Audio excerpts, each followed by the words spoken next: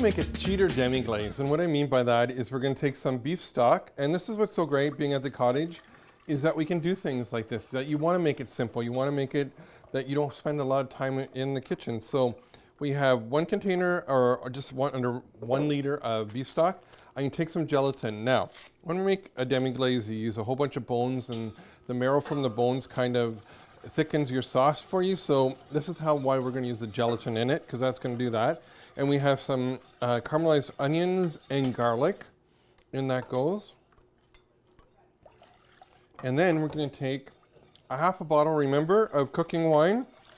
And you want to have the really good wine for you to drink. The inexpensive wine goes in to make your sauce. Now, we've stirred it in, we've stirred our gelatin in. We're gonna put it on medium-high on our stove. We're gonna let it reduce down by half, and it'll start thickening up and make a perfect sauce for our steaks. Time to go to the barbecue.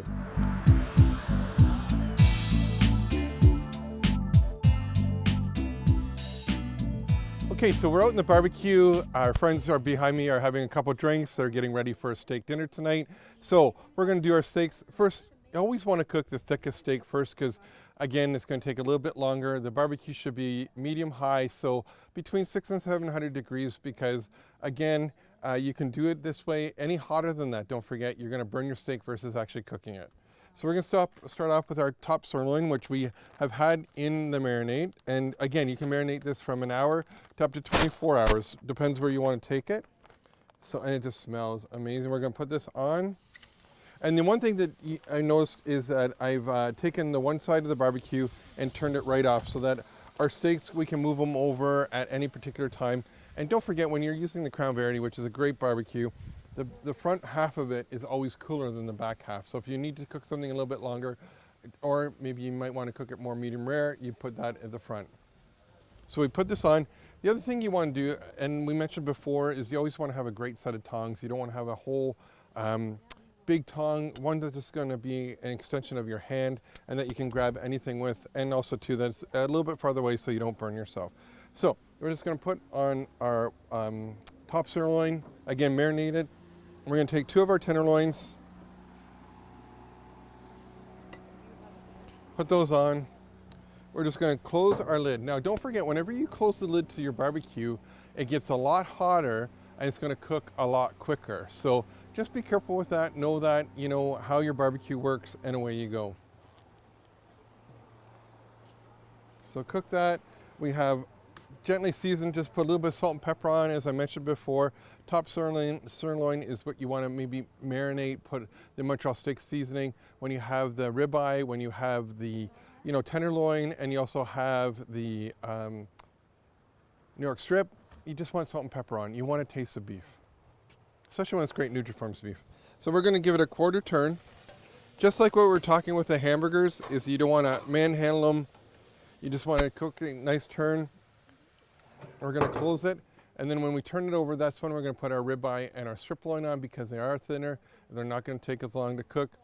In real time, this will be probably taking between between 9 and 11 minutes.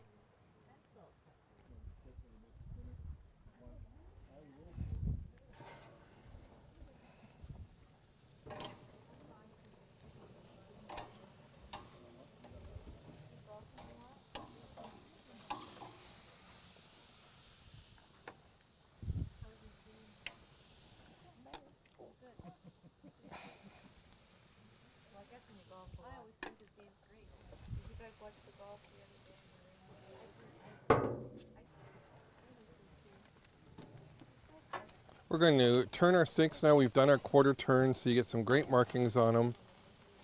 We're going to finish up about 2 to 3 minutes now, and these will be perfectly medium rare steaks, and we're getting ready to go to a plate.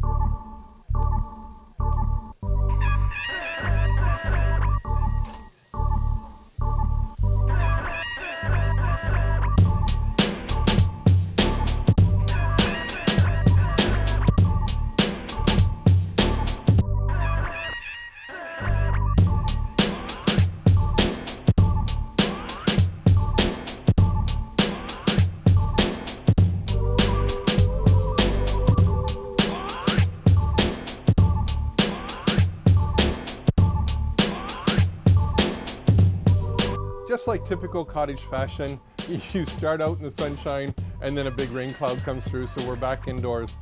Hey, I'm Chef D. You never know what cottage I might show up at, and it might be yours. Till next time, see you soon. Cheers.